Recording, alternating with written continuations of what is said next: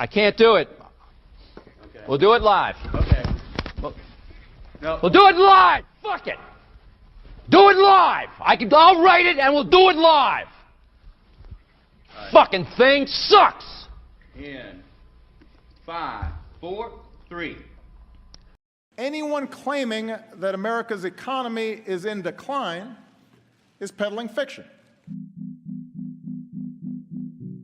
I've abandoned free market principles to save the free market system. But we have to pass the bill so that you can find out what is in it. Raising the debt ceilings does not increase our debt. It does not somehow promote profligacy. I know words. I have the best words. Nobody knows the system better than me, which is why I alone can fix it.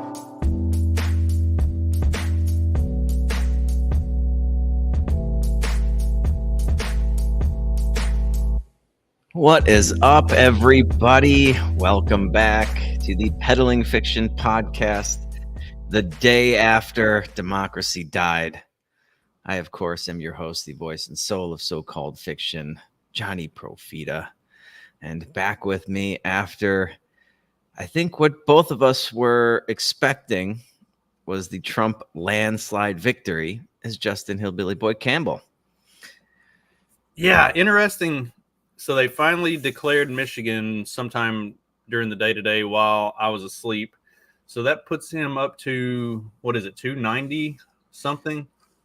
And then they still haven't declared Alaska, which is funny because Alaska is like almost guaranteed Republican every election. But they still haven't declared. I think they just like are holding out hope that he's not gonna break 300 and it's not gonna be a bigger win than what he had in 2016. Because at this point, he's trending towards like 312, I want to say, which would be, he had 305, I believe it was, in 2016. Did he really? Wow. So he's trending to get more electoral college votes than what he did last time he won. He's also trending towards winning the popular vote. Have you looked at the numbers on the? So that to me is the most delicious part of this whole thing. I had a really strong feeling that he was going to fucking mop the floor with her in terms of the electoral college. And then there'd be all those fucking retard pussies out there. We need to get rid of the electoral college. I'm tired of some hillbilly deciding what I get to do, all that shit. And here we go. Donald Trump mops the fucking floor and is going to win the popular vote. That is fucking epic. They have nothing to say. Won at least a couple of seats in the Senate.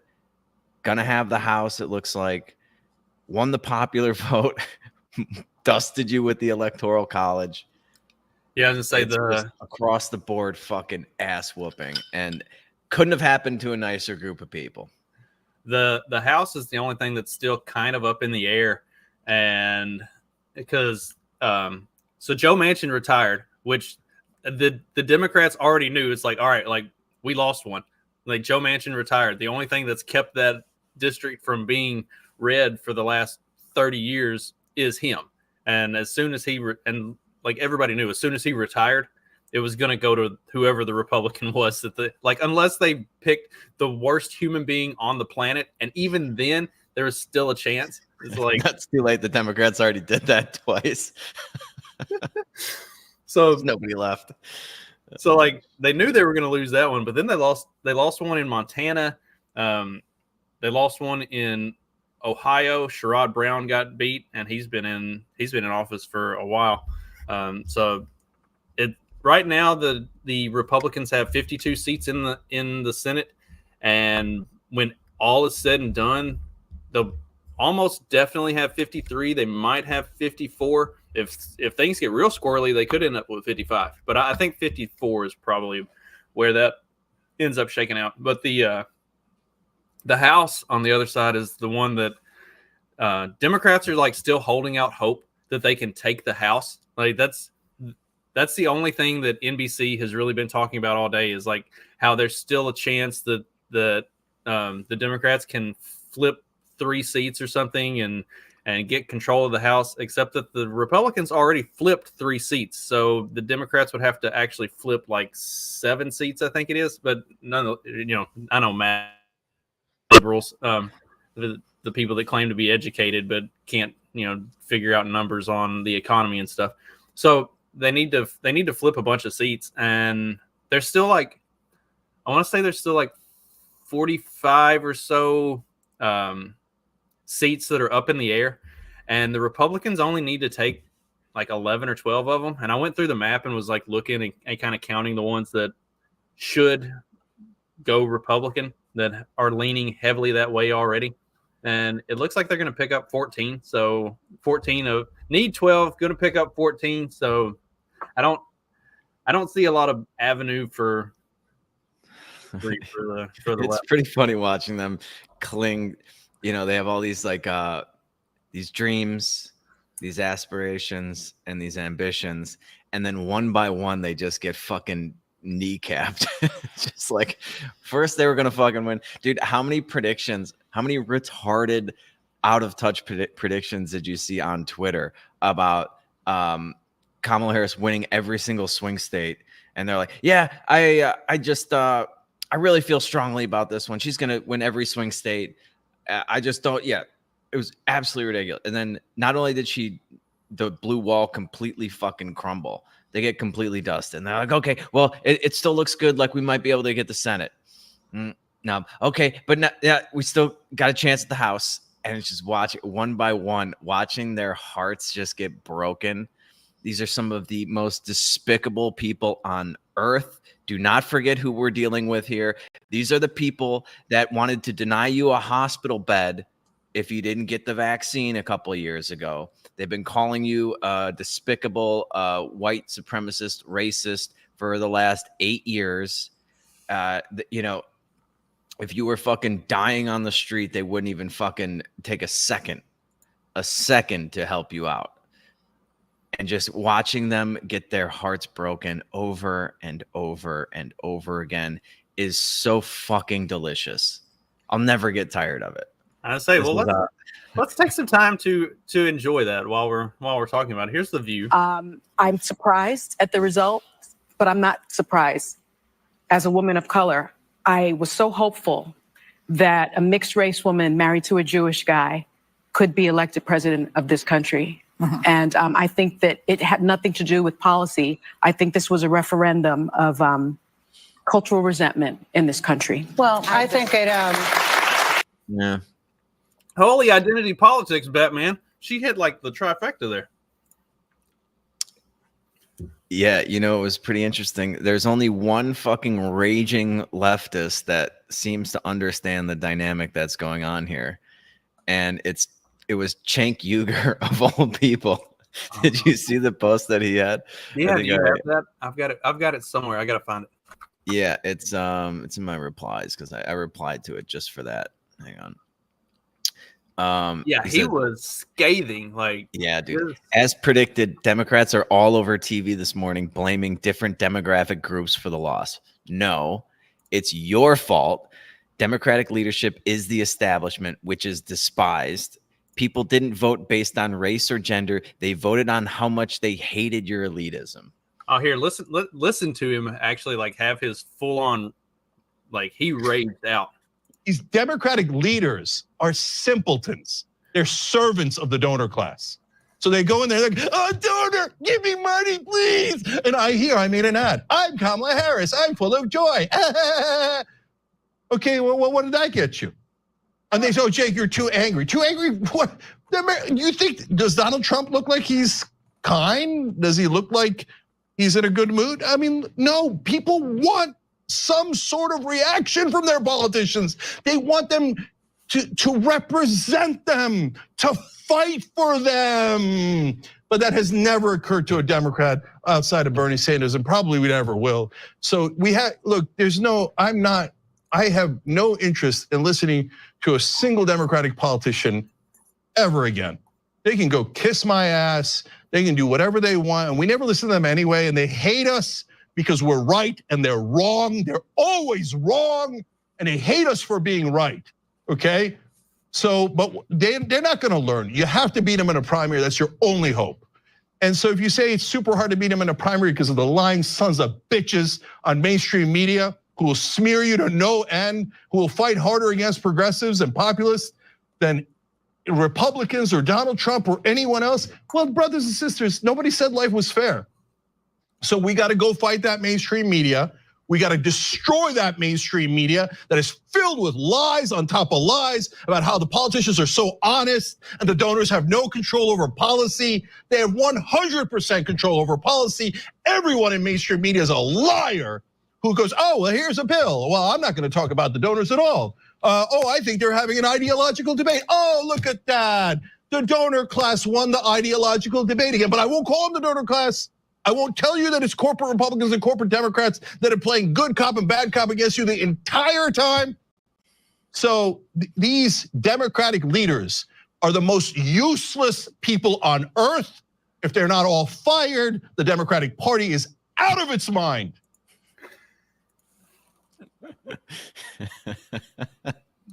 I mean, he's on to something. I mean, yeah. I mean, I never thought I would really find myself agreeing with a lot of what he had to say. I mean, every once in a while he gets like a war thing correct, some foreign policy thing. He kind of stumbles into that. But dude, yeah, I would be furious if I was a Democrat. But the thing is, dude, they're all in such. I've just been going around trolling people on Twitter as to which stage of grief that they're in. It's like denial, anger, bargaining. And I'm just like, it's just so funny to fucking watch it because you can see them progress through it and you see kind of different stages at the same time. And there's so many people that are just like in complete denial. They're still blaming, like he was saying, genders and racist and misogynist and all this other stuff. And it's just, here we go. Yeah. It's a state that I think Democrats definitely were reaching for. There was a lot of work to try to turn out the college campuses, which were really thick and really packed, and try to turn out the suburbs. And I think there was a lot of hope because of just the insanity, can we say fairly, of the person who's running for governor in that state, and a thought that, defeating him would also carry Harris in. But in the end, if they didn't make their numbers and essentially exceed the numbers that Joe Biden had in the suburbs, and I think we have to be blunt about why. Black voters came through for Kamala Harris. White women voters did not. That is what it appears happened in that state, is that if you can't flip enough white women, and we've talked about this on this set numerous times, is that you have a state where you've got a 6-week abortion or a 12-week abortion. I think theirs might be 12 weeks. Yep. But it's a state where women lost their reproductive rights, where there was a very heavy push to get women to focus on not putting in place, re-electing, putting back into the White House the person who was responsible for taking those rights away and restoring them. But that message obviously was not enough to get enough white women to vote for Vice President Harris, a fellow woman. This will be the second opportunity that white women in this country have to change the way that they interact with the patriarchy. And, God bless Shannon Watts, who has tried to have that conversation. But if people aren't receptive to it, and if people vote more party line or more on race than on gender and on protecting their gender, there's really not much more that you can do but tell people what the risks are and leave it to them to do the right thing. So it's white women's fault. Yeah, they are redeemable after all, it looks like. Dude, is there something like I feel like her hairline, I used to joke that it was just running away from her face, but I think that's just her brain deteriorating slower and slower. So there's no frontal lobe left. It's just like the more her brain deteriorates, it affects the hair growth. So pretty soon she's going to be completely bald. Dude, the fucking abortion thing, it's like literally the dumbest argument for voting for president. Once they ruled that it's a state issue, that's it. It's over. The president has no fucking control over it. None. You could put Kamala Harris back in there, and guess what? She can't do anything. She can't do anything about it. They don't have control over it anymore. So if you're really concerned about your reproductive rights, vote for your fucking governor, you idiots. Jesus Christ. Maybe that's what the black women don't understand. The dynamics of how fucking the politics works.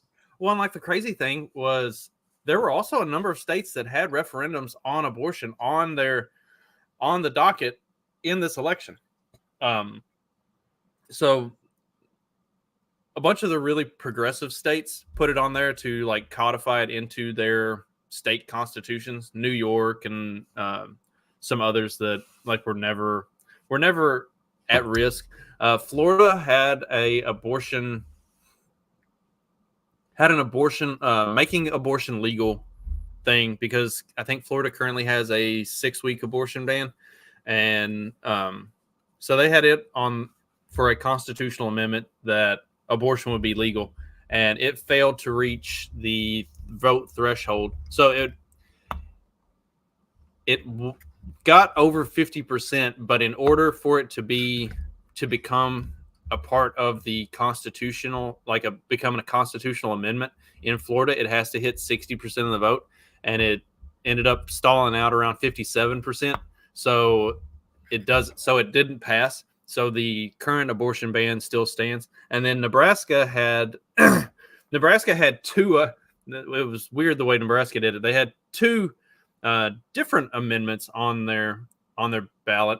One in favor of abortion, and one to put an abortion ban in place. And the one to put the ban in place ended up winning in Nebraska. But like all the progressive states carried easily. So like, and even Missouri, like weirdly enough. Now it was 60, Adrian. NBC was talking about it a bunch as it was ticking up from 52 up to about 57.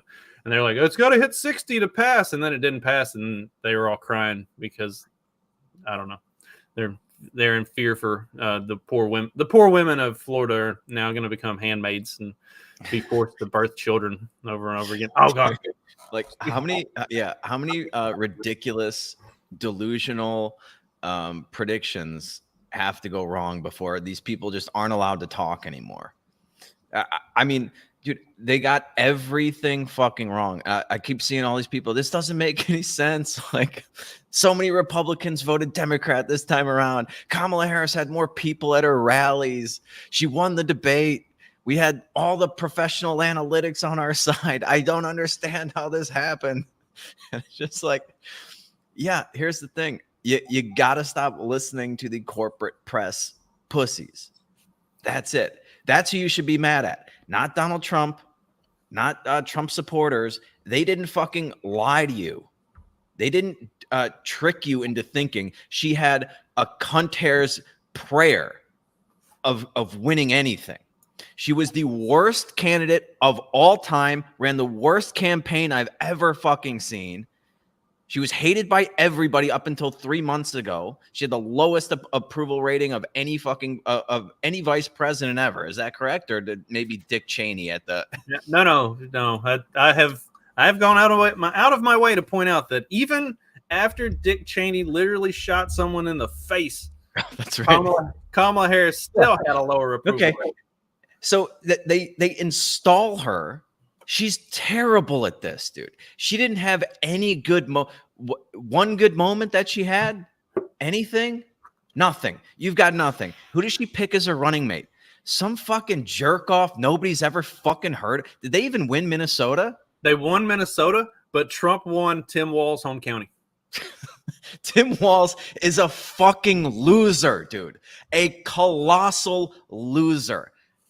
I can't believe she picked him. Is the worst fucking pick of all time. Second only to her, who is the worst pick. Joe Biden picked her. He's like, I'm going to pick a black woman. Okay, here you go. Here's Kamala Harris. Right, great. She's never won a goddamn thing. She's never won anything. Why would you think she's going to beat Donald fucking Trump? He's an actual winner. He wins. You lose. Speaking of losers, let's check in on white dudes for Harris. I can't believe Trump's actually going to win this fucking thing.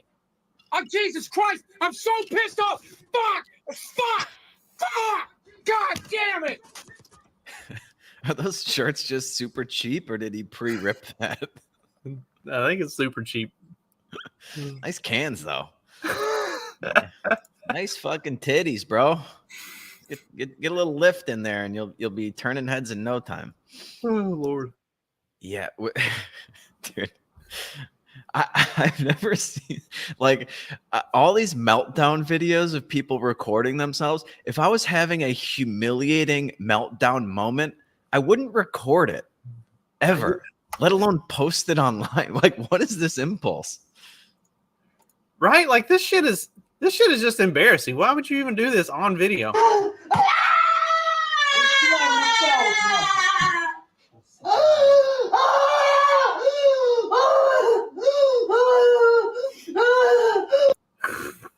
Yeah, for some reason, every time I watch like one of these black chicks melting down, it seems fake to me. I saw another one of some chick in her car. It just seems contrived. Yeah, the white women crying, I believe it for some. I'd say the white women crying are the best though. This will warm your heart a little bit. How did we get here? How did we get here? What in the Alice in Wonderland nightmares is going on right now? All I can say is how fucking. If you voted for that man, if you voted for anybody other than Kamala, and you live in one of the states that it was, close. It wasn't close in any state. Fuck you. It's like blaming third parties. It's like, yeah, Chase Oliver with his 0.4% really fucking turned the tides. I chose family. I chose women. I chose America. I love you. How the fuck is this still happening? All I've ever known politically is hatred. I'm done. I'm done. I'm done. I'm done with you. I'm done with you and your mother and your sister. I'm just done with all of this. I'm sorry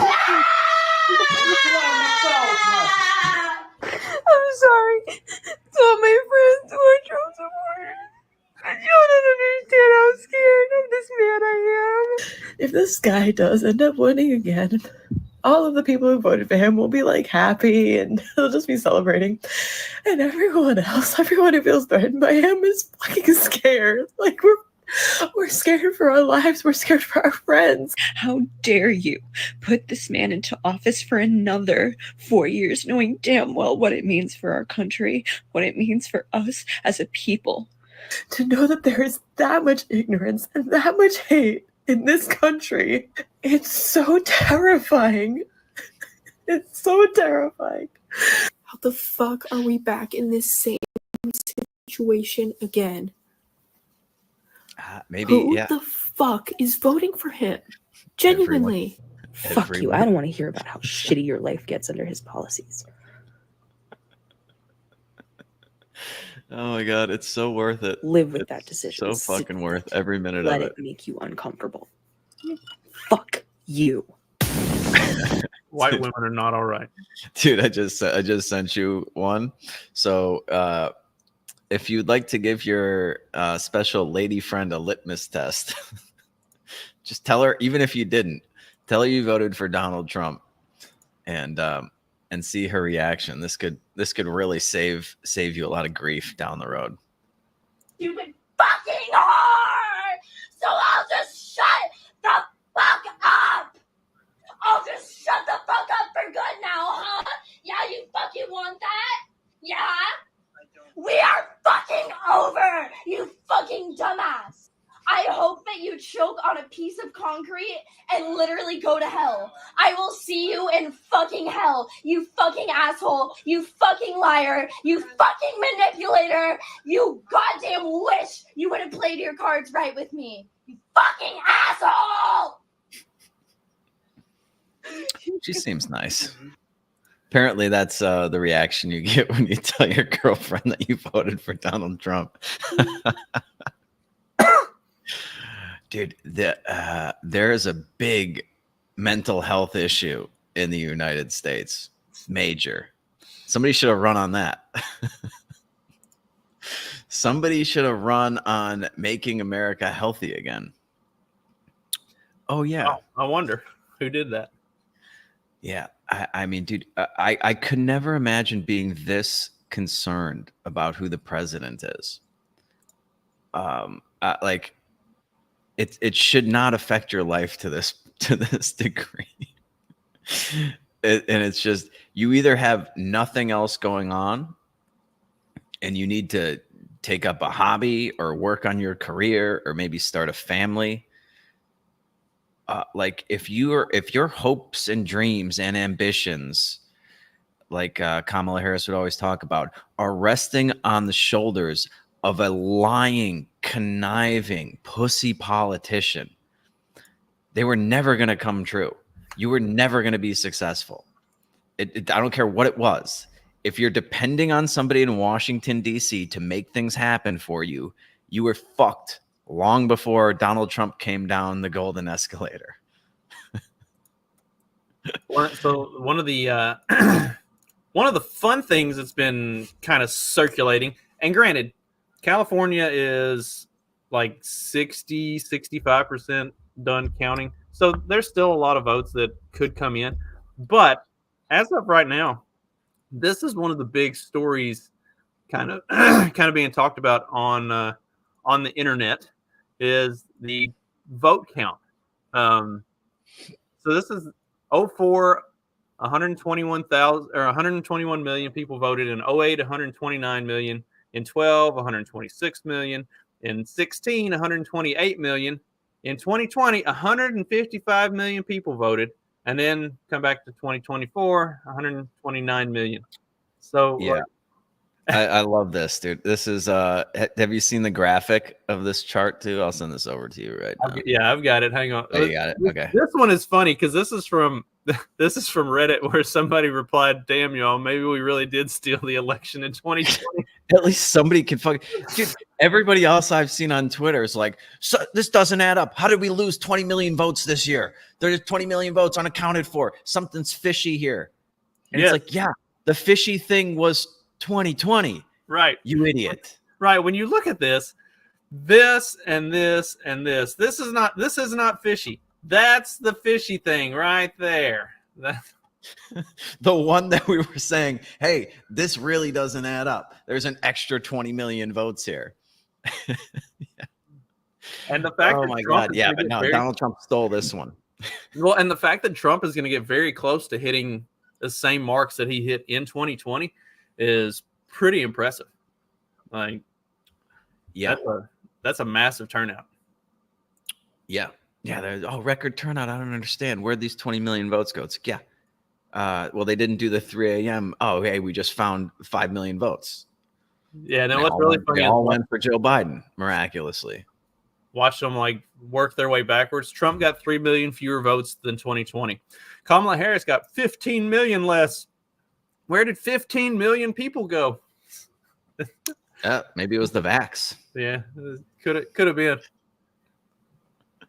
They were all saying that the COVID was going to kill off all the Trump supporters. Yeah, that worked out. Dude, it's just so goddamn delicious, dude. The comeuppance that are happening right now, and just these people, these delusional, deranged lunatics, have to cope with this, and just to get to watch them struggle through it. Oh, it's so satisfying. It's so fucking satisfying. I would be a single issue voter, and I would just be voting to see this happen over and over and over again. I would vote for whichever politician did this. Your single issue is making the liberals cry. 100%. 100%.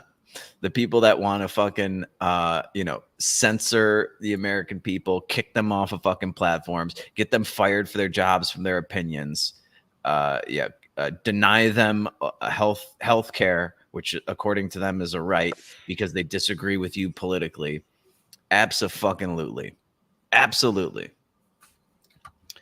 How much how much coverage did you watch of all the election stuff last night? Because like I was at work, so I was watching the whole thing. Like I said, like earlier, I was watching it on NBC. my dock clerk was watching either ABC or CBS. One of the guys out in the warehouse was watching CNN, and so like we're all like talking and comparing, and then I had the AP pulled up on my phone and was watching as the AP was updating stuff too, and like it was interesting to watch the progression of the night, and also to listen to the commentators on NBC. Like when I first started watching around 6:30 or so, they were, results hadn't really started to come in. Things were still looking good. And then by like 10 o'clock, it was like full on. They were almost in like doomer mode. Yeah. I couldn't really find, I was trying to find like the MSNBC live stream on YouTube. I couldn't find it. So I flipped around a little bit, but I ended up just watching mostly the PBD podcast.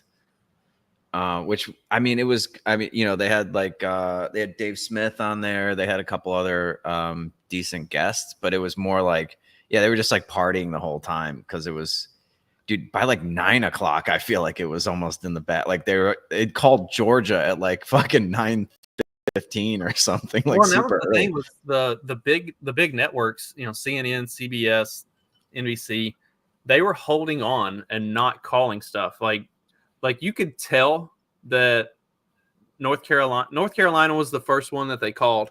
And like I was looking at the numbers and the trends and everything and the projected remaining vote and stuff like that. And it's like, all right, like North Carolina was over 30, 45 minutes before they called it. It was the same for Georgia. It was the same for Pennsylvania. Like they were dragging their feet. Wisconsin, the craziest thing about Wisconsin. So they called Wisconsin around like 3:30, 3:45 this morning, which in hindsight made sense. But Wisconsin, they even pull up the fucking graphic and they're like, Trump is ahead by 110,000 votes in Wisconsin. And they project that there's 116,000 votes remaining to be counted. So Kamala Harris would have to take basically 100% of the remaining votes in order to win this, but they still hadn't called it. Like they're still holding out hope that she can definitely take all 116,000. I'm trying to find, because at some point, so does it give you the time when you post something? Yeah. At 9:23, I posted a screenshot of the futures market, the S&P 500. It was up about 85 points from where it was before like the markets closed. And I was like, yeah, markets are excited about something. It was before 9:30. And like that's a massive overnight, almost nothing happens. Like practically nothing. That's during the Asian session. And it's, maybe you get a 15 point move overnight would be pretty fucking big. For Asia, it usually kind of just bounces around in this range, and it just shot up in like a 3-hour period. It was just like, yeah, this is I think the markets knew long before anybody was calling anything that this was in the fucking bag. Looking back, I wish I left a little runner on. Catch an 85 handle move, I could have taken the next year off. Well, so like the network's calling it around 3:30, 3:45. My time, that was 4:45-ish Eastern time, and all of the morning shows were starting at 5. So like they can't open up the morning show at 5 a.m. with nothing to report, and like they had to call it, because can you imagine how catastrophic that would be for like the people waking up to watch the morning news and they're like, oh, how is it? And then as they wake up, now they call Wisconsin. Like they're not already talking about how it happened. Like they get to watch in real time as Wisconsin gets called and then have their meltdown. That would have been so beautiful and amazing. Yeah, it's dude. I was up pretty late till about 3 a.m. or something. Watching the coverage. I watched Trump's like victory speech. Kamala, we're still waiting for her to deliver remarks after she apparently called Donald Trump to concede. Her let me pull this headline up. Campaign manager says it was unfathomably painful to make the phone call. To Adrian's point, it's like wait until she has to certify the fucking election. Well, when her campaign, one of the co-campaign chairs came out and announced that they weren't going to be, she wasn't going to be coming out on stage. She wasn't going to be addressing the crowd or anything.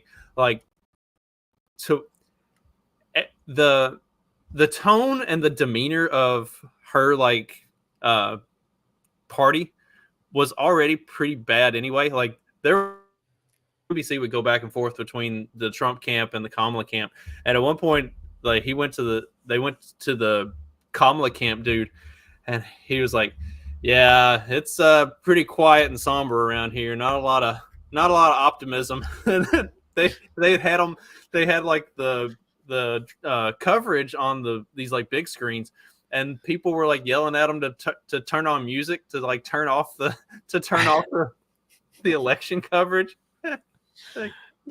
Yeah, that's got to be bad times over there.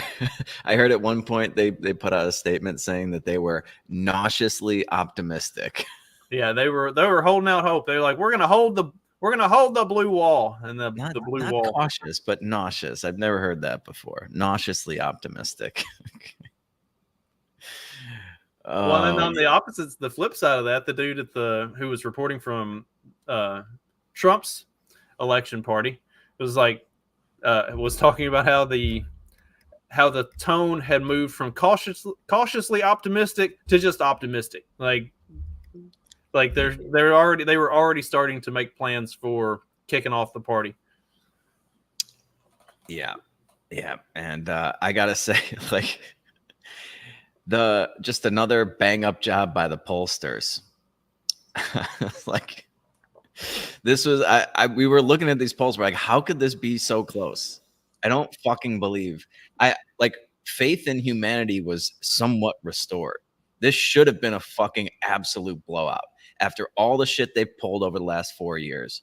This should, and the candidate they chose, her run, like the campaign that they ran, everything, they're fucking just pompous moral superiority. Like, get the fuck out of here. This is exactly how it should have gone. The fact that the polls didn't reflect that, it's like, man, these people should just once they all get fucking fired today, they should just look into a career as weathermen, because they fucking suck at predictions. Well, I'm like, the polls, by and large, the polls indicated that Trump was pretty decently ahead for the last couple weeks, and then like over the last, or for several weeks out, and then over the last week they really narrowed, and all of a sudden everybody was like, oh yeah, Kamala's got a shot, Kamala's gonna win, Kamala's taking the lead. Like a lot of those polls were being based off of like betting odds and stuff, and there were reports of Democrat, like big money Democrat players who were dumping money into Kamala on these betting markets to try to run her up to influence these polls, to get people like thinking that she had a chance. Like that, the chance was never there. The whole thing was inflated and made to look like it was something a lot better than what it was. Kind of like our economy and the inflation stuff. Like that was something that NBC kept talking about over and over again. Was some of the biggest issues for the voters was the economy, inflation. Something like 67% of exit polling said that they didn't think the country was going in the right direction. But then they would talk about this stuff, and then they would immediately pivot to show these charts of, oh, but look, inflation is down, and look, the economy is doing so much better. It's like, okay, yeah, maybe on your graph, but for those of us who actually live out in the real fucking world, it's not even a little bit. Like, you can tell us that inflation is down, but that doesn't mean our grocery prices are down. You can tell us the economy is doing great. That doesn't mean anything has gotten any better. Like, people are still struggling to pay their bills, can't afford gas, can't afford houses, like working 3 jobs. Like, just because y'all talk about it and say that it's great, that's not the lived experience of obviously close to 70% of the population.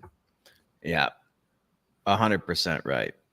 And I love the lived experience, to borrow one of their favorite fucking phrases. Yeah, it's just, it does. Again, you just got to get your fucking head out of your ass. Like, they need to realize that they've been duped. It's not racism. It's not misogyny. It's not white supremacy. It's none of that. It's that you've been fucking lied to. How have you not figured this out yet is beyond me. But turn off CNN, turn off MSNBC, go walk the fucking streets, look around. So some chick is like, 20 million votes short. This nothing adds up to what we were seeing on the ground. I was like, what fucking ground have you been looking at? Because nothing I saw was jive in these polls and your fucking talking points. None of that jives with what I see on the ground. Like the bubbles that these people live in. Just turn off your fucking TVs and go outside. Everything will add up after that. I mean, it's unbelievable, dude. And they're still like, I guess for Trump supporters and Republicans, fear not, they've learned absolutely nothing. None of them have learned their lesson from either 2016, 2020, or 2024. They've learned absolutely nothing. Their takeaway is, it's because they hate women and they hate black women, most importantly. So, I guess it's just because they were women. Well, and like Chuck Todd was all over it. He, as much as Chuck Todd fucking sucks, he was actually like pretty on the nose with a lot of the coverage stuff throughout the course of the night. And he talked about the demographic shift. It went from 36% of Hispanic males supporting Trump in 2020 to 54%. Like that's a huge swing. They went from being, what was it? It was like negative 20 something to plus 10. Like it was 54 to 44 supported Trump versus Kamala of Hispanic males. And that was a big demographic shift across all of the swing states, especially, but even in Texas, like Hispanics voting for Trump and black males voting for Trump, there was a huge shift in that. And Chuck Todd hit it on the nose. He said the problem that the Democrats have had is they've continued to treat these people like an identity group, while the Republicans have treated them like working class voters.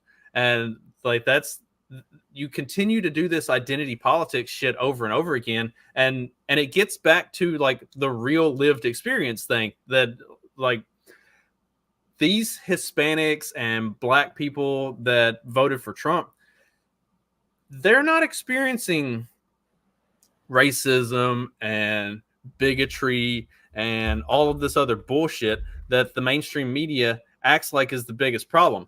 They can't pay their fucking bills. They can't buy groceries. They can't put gas in their cars. They can't afford to buy a house. They have all the same problems that all the rest of us do, but the left treats them like a fucking identity group, whereas the right was like, hey, look, you got the same problems that all the rest of us do. Let's go fix this shit. Yeah. I mean, it's so fucking, I don't know, dude. It's just so obvious and basic that like the fact that they cannot grasp this, it's because, dude, Donald Trump broke their brains in 2016. They have like fucking, was it the CTS or whatever? What's TDS? the thing? Well, TDS, yeah, but what's the one that you get from like football? You just get your head. CTE. CTE, yeah, when you just get your fucking head bashed in and your brain cannot recover. That's basically what Donald Trump did to these people. Well, and now they've got 4 years to try to figure out what their new strategy is going to be, because like the only thing they've been able to, so in 2016 they ran on Trump is Hitler, he's the worst person ever, oh my god, we have to stop him. And then in 2018 in the midterms, it's like we've got to rally to stop Trump before he does all the Hitlery things. And then in 2020, Trump is Hitler, we have to stop him. 2022, they were still running on like we have to stop Trump. The red wave didn't materialize, but a lot of the reason the red wave didn't materialize in 2022 was because of an anti-Trump sentiment, where a lot of Trump-backed candidates ended up losing in 2022. And then like for all of the 2024 election cycle, it's been nothing but Trump bad, Trump's a fascist dictator, Nazi, yada yada yada. Trump loves Hitler. Like, what's their strategy? Like, what's the thing that they're going to run on in 2028? Because you can't just keep beating the Trump horse over the head. Yeah. Well, I know it's amazing. 30. This is the cover of Vanity Fair. 34 felony counts, 1 conviction, 2 cases pending, 2 impeachments, 6 bankruptcies, 4 more years. The 47th president. It's like, yeah, none of those things matter. None of them. First of all, they're all just complete bullshit, and apparently, at least 70+ million people realize that, which is refreshing to say the least. Well, and like the 34 felony counts, it's literally the same charge 34 times. Yes, which was never a felony. And right, and that's another thing that they had a legal analyst come on after Pennsylvania was called. NBC had a legal analyst come on to talk about that, and he was like, so. And they asked him, they're like, what do all of these like pending court cases and everything mean for Trump as the president-elect? Because at that point, it was like, there is no realistic path for Kamala Harris to win. Like, maybe you could continue to hold out hope, but it wasn't happening. And they knew that, and they had resigned themselves to that, even though they wouldn't actually like officially call it for another 4 hours. But so they have this like legal analyst come on, and they ask him about all of these cases, and he's like, well, right off the top, the federal cases are going to get thrown out. He's like, those are only being held up by the Biden administration. Like, if it wasn't for that, so as soon as Trump's in power, the federal cases are getting thrown out. So then you go to the state cases, and like, you've got the 34 felony counts and all of that stuff in New York. He said that's waiting on sentencing, but there's also some questionable stuff going on with that. He said he acted like, this is NBC's legal analyst, and he said this is not something that would normally be deemed a felony. It's like, it's 34 counts of the same thing for maybe a misdemeanor. He's like, there's the statute of limitations is already there's not going to be jail time that comes out of this. Like, no sentencing, or no court will uphold sentencing that would involve jail time for Trump for these charges. They're not something like that. So, like, worst case scenario, he pays a fine. More than likely, it gets thrown out as well. And then the Georgia thing with Fannie Willis, or whatever her name is, it was like, he said that's in like legal purgatory. It's like, because there have been so many issues with Fannie Willis and all the crazy shit that she did, and the guy that was working for her through the investigation that she was having an affair with, and there was some other like crazy shit, like all kinds of. He was like, he said that case is in legal purgatory. Like, it's probably just going to disappear because it's become such an embarrassment for her. She got reelected, by the way. This is how fucking retarded the people of Atlanta are. Like, they reelected her. Oh, where's our aspiring midwit today? Probably celebrating. Oh man, it is. Yeah, what a fucking delicious victory. I mean, I know that none of these problems, none of the real problems will be fixed under a Donald Trump administration. There's just, in reality, I don't think there's anything that any politician can really do at this point. But goddamn, does it feel good to watch Kamala Harris and the establishment just fucking lose. Well, the interesting thing about that is, if they hold the House and they already hold the Senate, so holding the Senate means that Trump appointments are just going to get steamrolled through. Like, there's no, because all of Trump's appointees have to have Senate approval. They hold the Senate, they're all just going to get rolled through. So that's not going to be a problem, especially with Mitch McConnell leaving and or stepping down from leadership and everything else. Like, looking pretty good for that side of it. And then if end up holding the House, which looks pretty probable. Now they can get everything through, like anything that Trump wants to do, like all of the plans and the stuff that he's talked about. Yeah, a lot of stuff can be killing done. Liz Cheney. Yeah, imprisoning his political enemies. Yeah, awesome. I can't wait. Yes, a federal abortion ban, all of that stuff. But like a lot of the stuff he can do on day one, like the border security, and then the tax cuts are coming back around anyway in January, so they can get all of his tax proposals and stuff in the House, get it approved, start getting stuff through. Like they're in decent shape. If they end up actually controlling the House and Senate, they can get a lot of stuff done, and they just have to do it. And Trump has to be ready from now to January, be geared up to on day one, do like the fucking Biden administration did. Walk in, get sworn in, sit down, and just start signing shit. And put border security stuff back in place. Start putting tariffs in place. Start doing all the things that he said he's going to do right off the bat. Free Ross would be a good one. A lot of libertarians voted for Trump just because he said he was going to free Ross Albright on day one. So hopefully, if he just does that, totally worth it.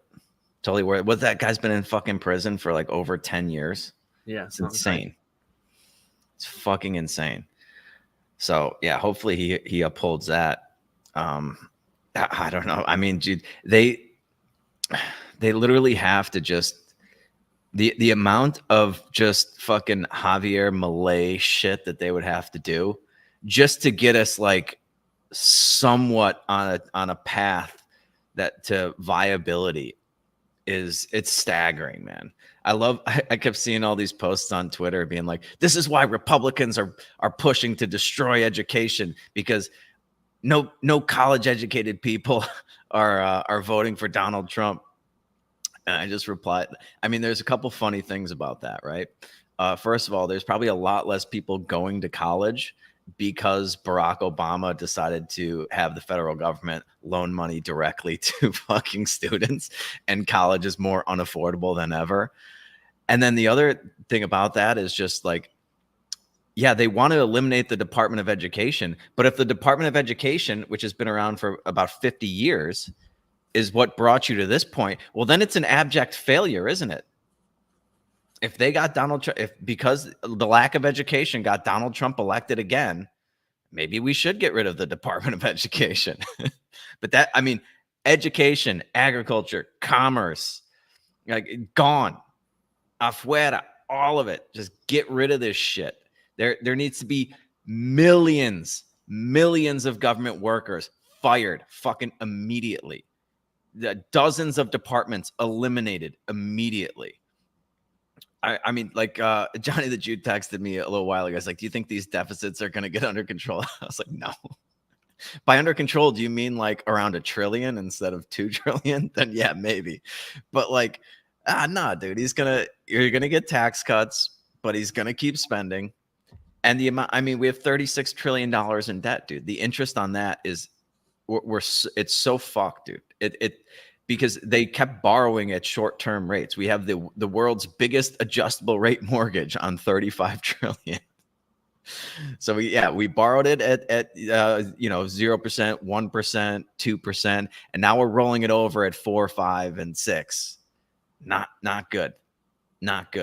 But yeah, I mean, if they cut half the government out, just all of the fucking bloated deep state bullshit, maybe you got a chance. Odds of that happening, though, are very, very slim. I think I just stumbled across the greatest thing to come out of this election that we possibly could have gotten. Bernie Sanders throwing the Democratic Party under the bus. It should come as no surprise. How many times do they have to peg him for him to do this? It should come as no surprise that a Democratic Party which has abandoned working class people would find that the working class has abandoned them While the Democratic leadership defends the status quo, the American people are angry and want change, and they're right. Oh, Bernie. A buddy who's originally from Vermont and doesn't live there anymore, but he still follows it. He's like, how does Vermont keep reelecting Bernie Sanders? Is like, I think largely Vermont just wants to be like the people of Vermont just want to hide out in the woods and be left alone. And so you elect Bernie because you know that dude's not doing any work. Like he got kicked out of a hippie commune for being too lazy. Too lazy. Right? Yeah. Like, he's not putting any effort in to do anything. So that's the guy for us. So we'll ship him off to Washington, let him be their problem, let him mooch off of them instead of like being lazy and useless here. And also we don't have to worry about him doing anything that might hurt us. So yeah, there's a lot of silver linings that are coming out of this devastating loss that I'll get to in just a second. But to Ariel's points, like, yeah, he probably should consult more. It's just like, what does Donald Trump have to lose at this point? There's no second term coming. Just, I would go fucking, balls to the wall. Just burn the whole fucking thing down. At least try that. Like, how much worse could it get? We're going off the cliff. So we can go off it at 150 miles an hour, or we can try to fucking slam on the brakes. There's no point to going, like, if you're going off the cliff, it's not going to matter if you go off at 20 miles an hour, 100 miles an hour, 150 miles an hour. So just fucking slam on the goddamn brakes, dude. You got nothing to lose. They've already tried to kill you twice. Like, what are we doing here? Just fucking rip the whole fucking thing apart. But some of the best things that should come out of this loss is that cunt Liz Cheney, her endorsement probably sunk Kamala Harris. We should never hear from her again. This revival of the Cheneys as some moral compass, whatever the fuck that bitch on The View was talking, it's ridiculous, dude. She needs to fucking fuck off into obscurity. We don't have to hear from Barack Obama again for at least another 4 years. His endorsement didn't do shit. It's great, dude. All of these fucking terrible swamp creatures just sank Kamala Harris, sank her. I don't know if they're going to learn that lesson. They might try it again in 2028. Trot out all these fucking disgusting pedophile celebrities, all of them at these fucking Diddy parties. Their endorsements didn't mean shit. Barack Obama, Liz Cheney, Dick Cheney. Who were some of the other fucking Republicans that were the whole Republicans against Trump Twitter, fucking all of these people, dude. And then, of course, the corporate press, done for. You want to get elected president, you go on fucking Joe Rogan now. See how you do for a fucking 3-hour conversation with a human being. Right. It's great, dude. The narrative here is just absolutely beautiful. It's everything that we wanted it to be. Well, and they were talking about that a lot throughout the course of the night, and the coverage was how Trump really capitalized on alternative medias, like going on Rogan, doing a lot of podcasts, doing a lot of different types of stuff. And I mean, that's where people are getting their news now. Like, if you haven't noticed, Joe Rogan does better numbers than pretty much every mainstream news program. Like the nightly news is only getting about 70% of what Rogan's like average audience is. They had far fewer. PBD kept checking in on like who was watching what, and they were blowing people. They had like 200,000 people like throughout the entire night. And there was like, 15,000 watching Fox News or something. Megyn Kelly had like 100 and some odd thousand for a while there. It's just like, they're fucking done. They're absolutely, dude. Trump did like 6 or 7 huge Lex Friedman, Theo Von, Joe Rogan. He did the Flagrant. There's probably a couple others in there that he did PBD actually. He did sure. PBD as well. Yeah. Okay. Yeah. So, and what did she did this Call Her Daddy. Okay. Yeah, that worked. Apparently white women didn't take too kindly to that. So yeah, the corporate press is, I think they're officially done. I think they know they're cooked. Yeah, the fact that they brought back Brian fucking Stelter is like, that is the dead cat bounce right there. They know they're cooked. This is Jen Psaki. This is not Jen Psaki, but Jen Psaki is about. I think this is a big, huge part of the story that it's hard to even digest fully at this moment. But you have Elon Musk, who owns Twitter, X, whatever we're calling it these days, X, who is a disinformation propagandist and now has could potentially have a direct line to the Oval Office. Yeah, they know they're cooked. Have you seen the? Elon's been posting it, but I've also been seeing it like popping up in the wild as well. These like polls that show like where do people get their news from, and X like leads by a lot. It's like most people are getting their news from X, from Twitter, from the people who are and not like reposts of NBC and AB, like, but from people who are actually like talking about stuff on Twitter. The like more or less Twitter journalists. Yeah. People whose livelihood depends on being correct, being truthful, and being honest.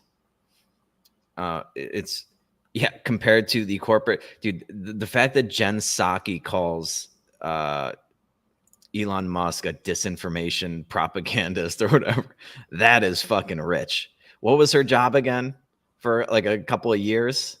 Was it just to be a fucking liar? Yeah, she was a professional liar that everybody knows that everything you're fucking saying is a lie. Right. She was Biden's press secretary, so professional liar. Yeah.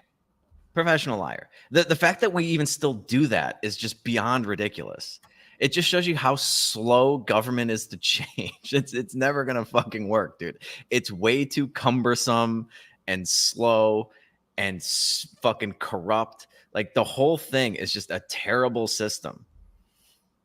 And it's just great to watch it fucking crumble right before our eyes. Oh, delicious.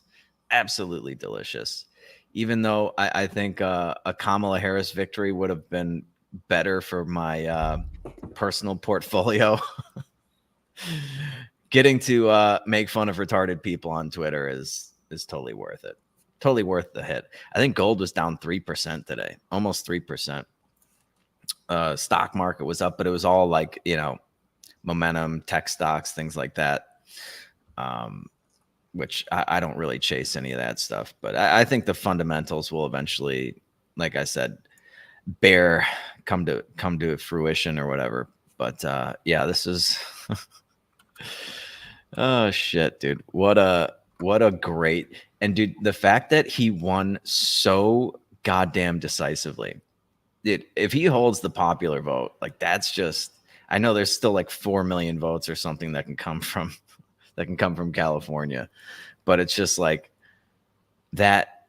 If the House, the Senate, Electoral College, and the popular vote, that is the biggest fuck you to the establishment fucking hacks.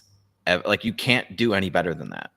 You can't do any better than that. And say he's currently leading by about 5 million. In the popular vote, it's 72 million to 67 million. Oh, congratulations to Chase Oliver for breaking 500,000 and picking up 0.4% of the vote.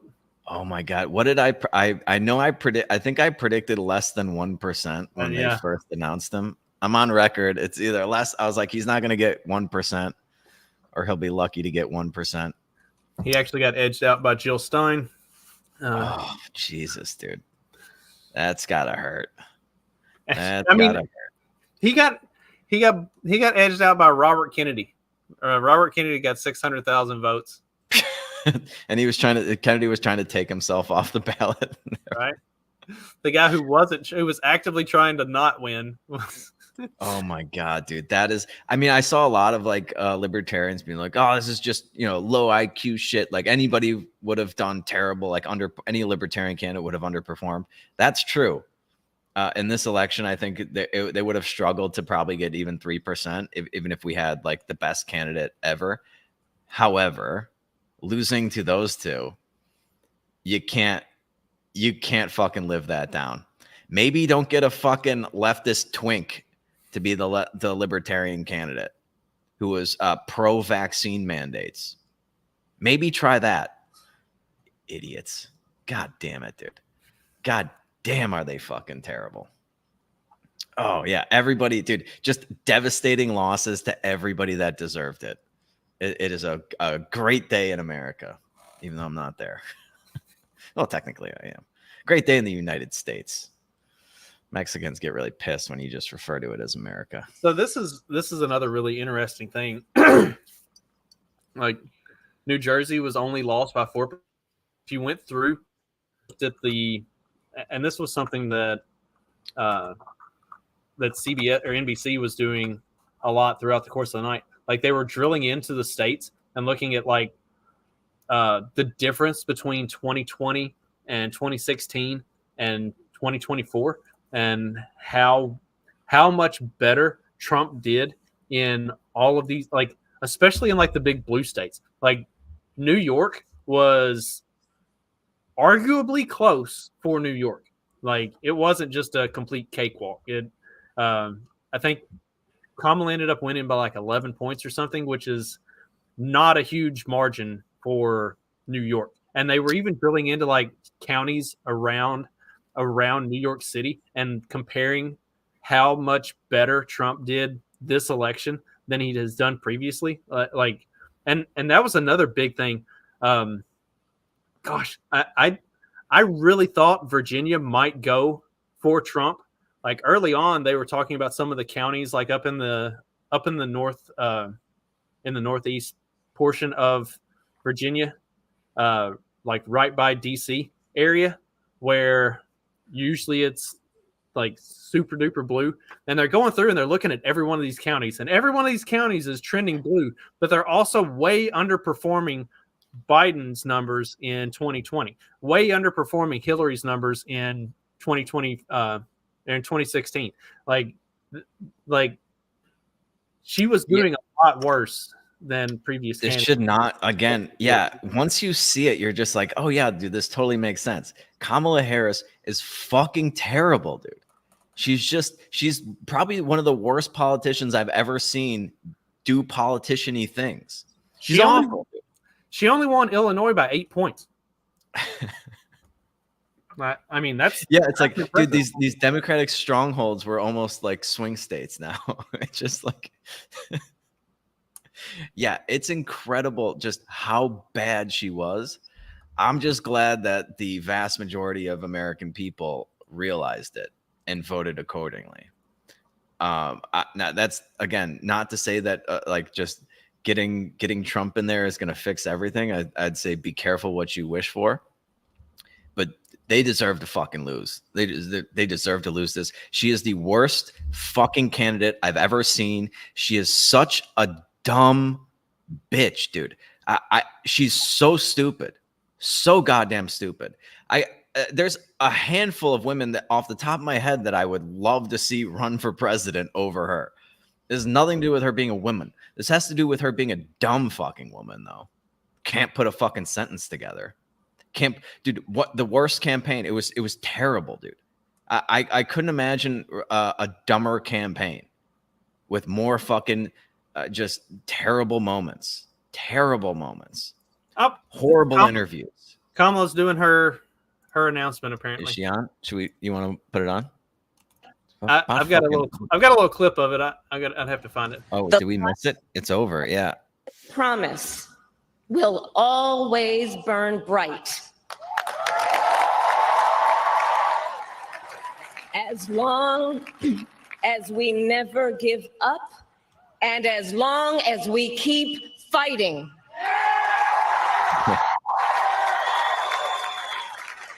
It was a short one.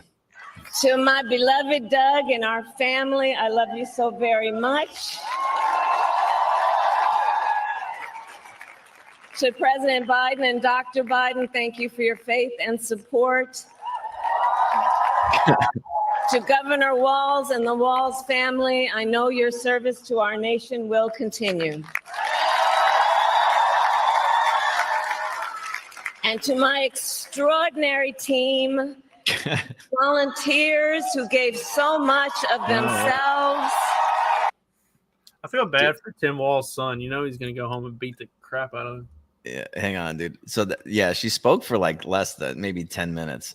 I had this thing pulled up, but I put it on silent. Dude, for like the last 2.5, 3 hours, like Kamala's gonna give her remarks. Dude, fuck you guys for taking so goddamn long. 10 minutes, that's it? Yeah. Trump did like 45 minutes at 2 o'clock in the fucking morning. Yeah. She's had all night and all day to prepare and can't get more than 10 minutes. When she comes. Good afternoon. 11 minutes and 53 Good seconds. afternoon. Good. Yeah, good afternoon. Okay, yeah, we get it. Clap, Heart clap, is clap. full today. My heart is full today, full of gratitude for the trust you have placed in me. Full of Can't she love just be for honest our in country, fucking losing? and full of resolve. You just took The the biggest outcome of this ass whooping I've election is ever not what seen we a wanted. Democrat take. Not what we fought for, not what we voted for, but hear me when I say, the light of America's promise will always burn bright. What the fuck does that even mean? Means nothing. As long as we never give up, and as long as we keep fighting.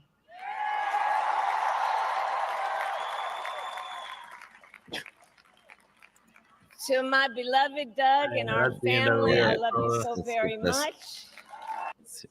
Bringing people together from every walk of life and background, united by love of country, with enthusiasm and joy in our fight for America's future. And we did it with the knowledge that we all have so much more in common than what separates us. We've heard that line before. Now, I know folks are feeling and experiencing a range of emotions right now. I get it. But we must accept the results of this election. Earlier today, I spoke with President-elect Trump and congratulated him on his victory. I also told him that we will help him and his team with their transition, and that we will engage in She's very pro-transition. We already knew that. Peaceful transfer of power. Oh, they're so noble. A fundamental principle of American democracy is that when we lose an election, we accept the results. That principle, as much as any other, distinguishes democracy from monarchy or tyranny. And anyone who seeks the public trust must honor it. At the same time, in our nation, we owe loyalty not to a president or a party, but to the Constitution of the United States.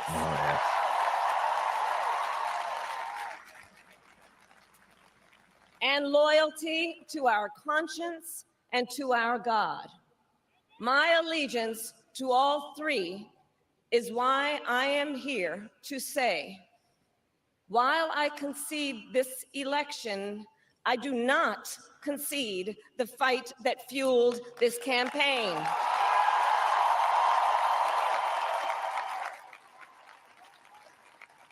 The fight for freedom, for opportunity, for fairness, and the dignity of all people. A fight for the ideals at the heart of our nation, the ideals that reflect America at our best. That is a fight I will never give up.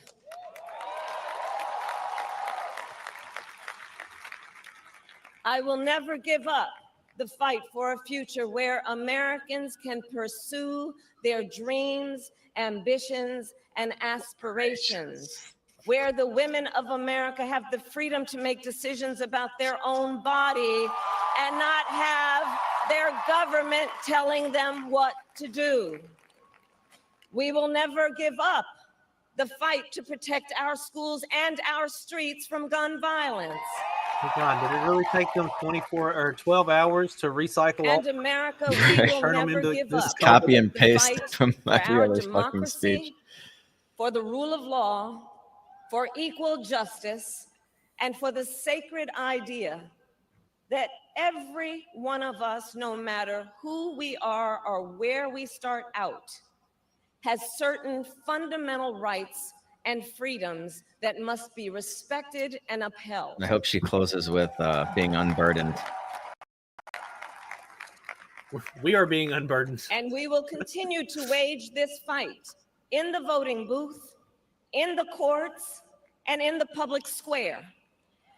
And we will also wage it in quieter ways, in how we live our lives, by treating one another with kindness and respect, by looking in the face of a stranger and seeing a neighbor, by always using our strength to lift people up, to fight for the dignity that all people deserve.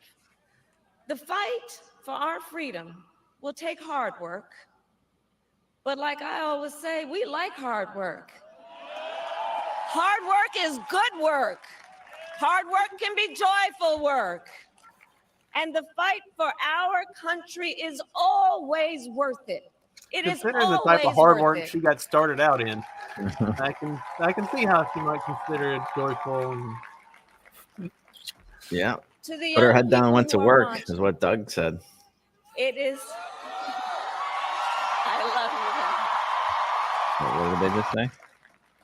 To the young people who are watching, it is. I love you. Oh yeah, those young people. Literally every college town. To the young people They who still are went watching, blue, it is okay but they turned out a lot stronger to feel for Trump sad than and they did disappointed. But please know it's previously. going to Like be she okay. lost a lot of ground in college. On the campaign, I would often say, when we fight, we win. But here's the thing. Sometimes the fight takes a while. That doesn't mean we won't win. That doesn't mean we won't win. The important thing is don't ever give up. Don't ever give up. Don't ever stop trying to make the world a better place. You have power. You have power. And don't you ever listen when anyone tells you something is impossible because it has never been done before.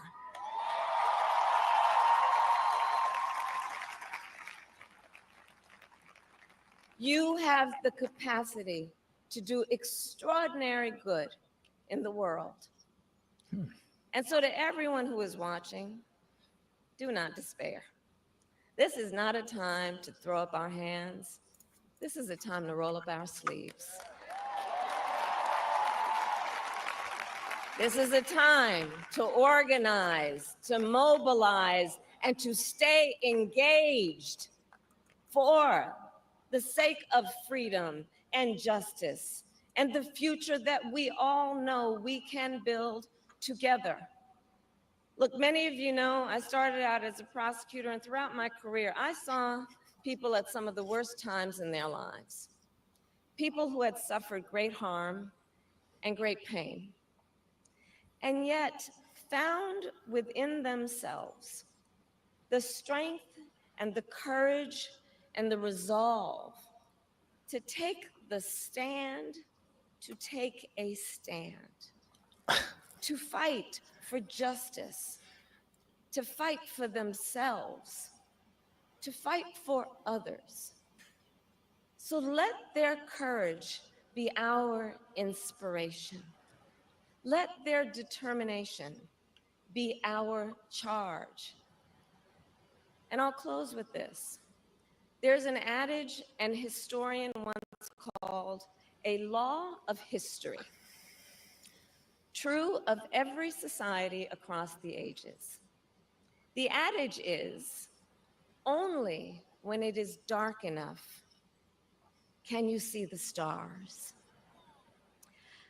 I know many people feel like we are entering a dark time, but for the benefit of us all. I hope that is not the case. But here's the thing, America, if it is, let us fill the sky with the light of a brilliant, brilliant billion of stars. The light of optimism, of faith, of truth, and service.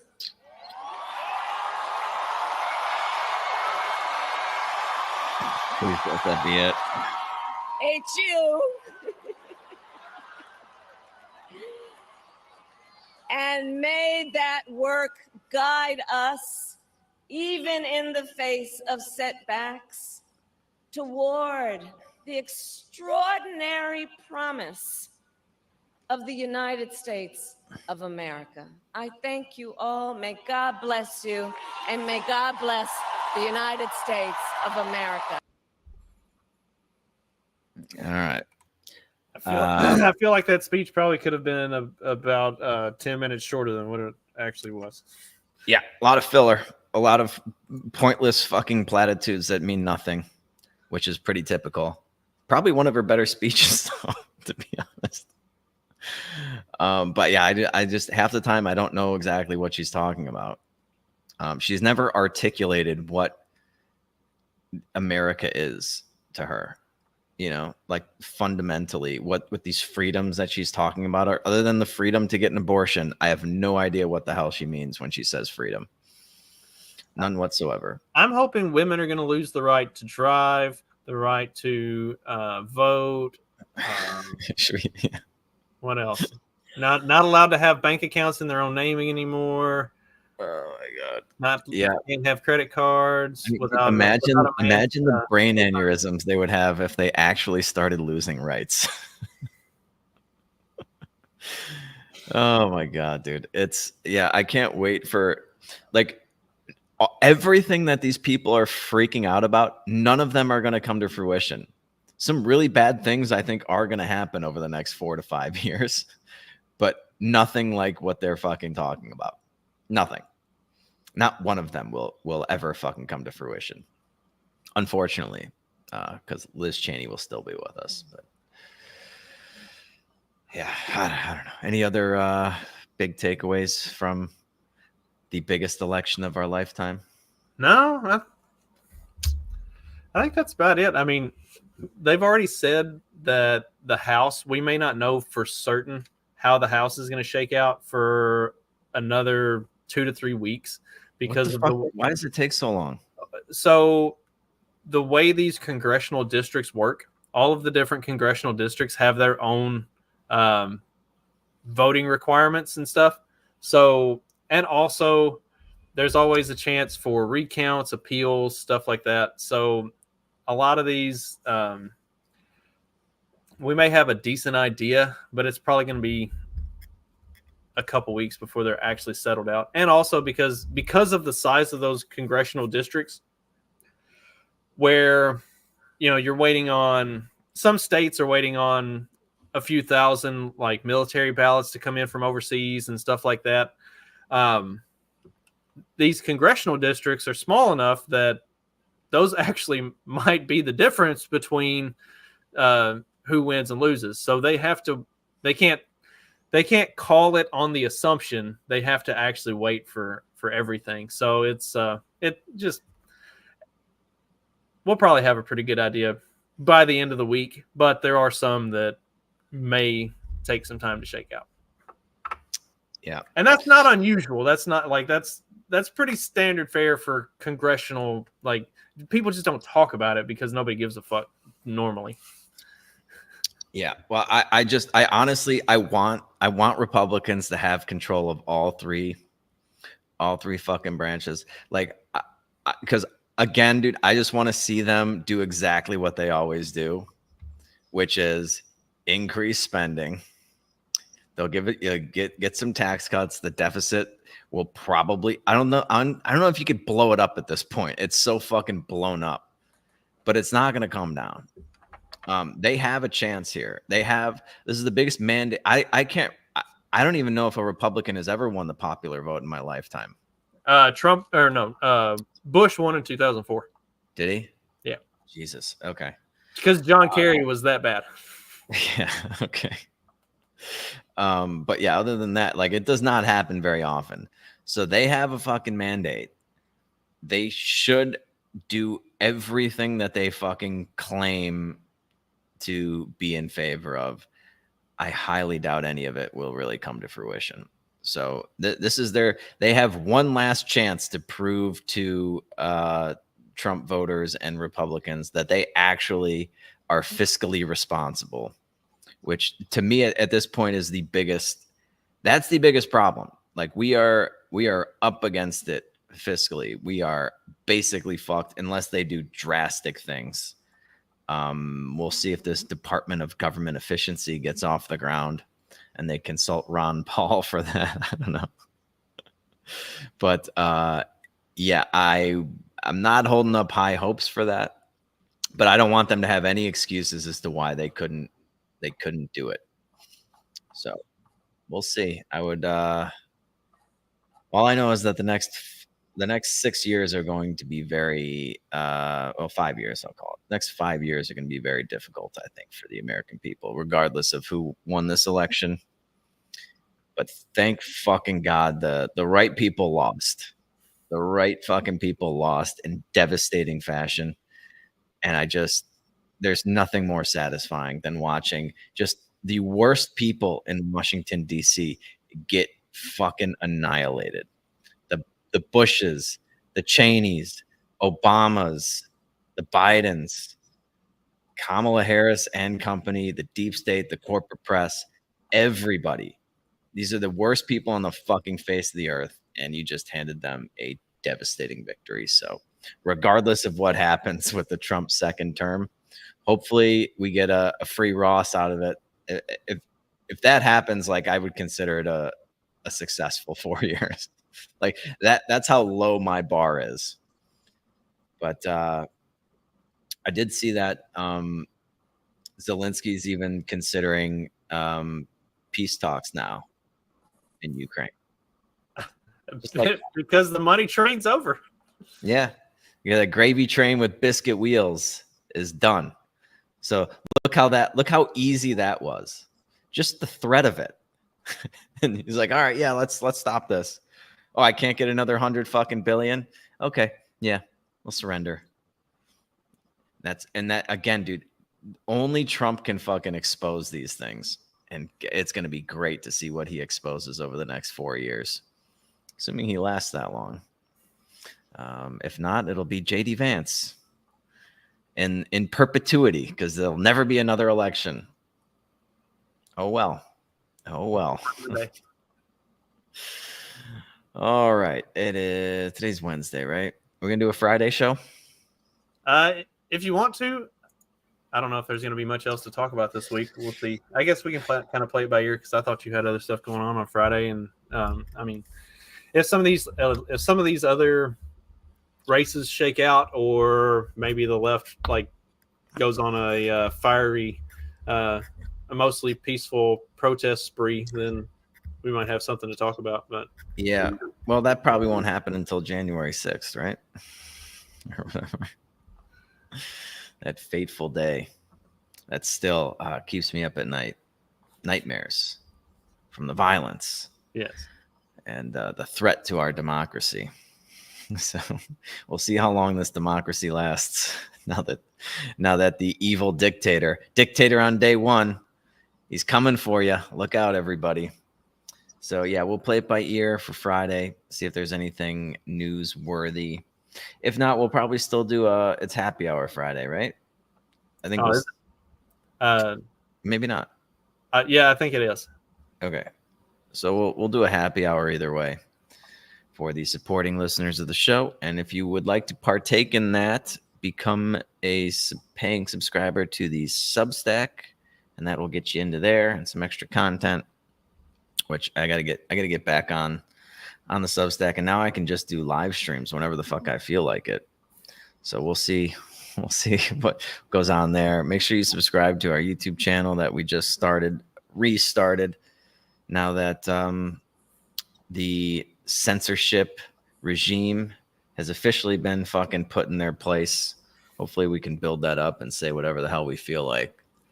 And until next time, guys, you know what to do. Just keep on peddling that so-called fiction. Peace.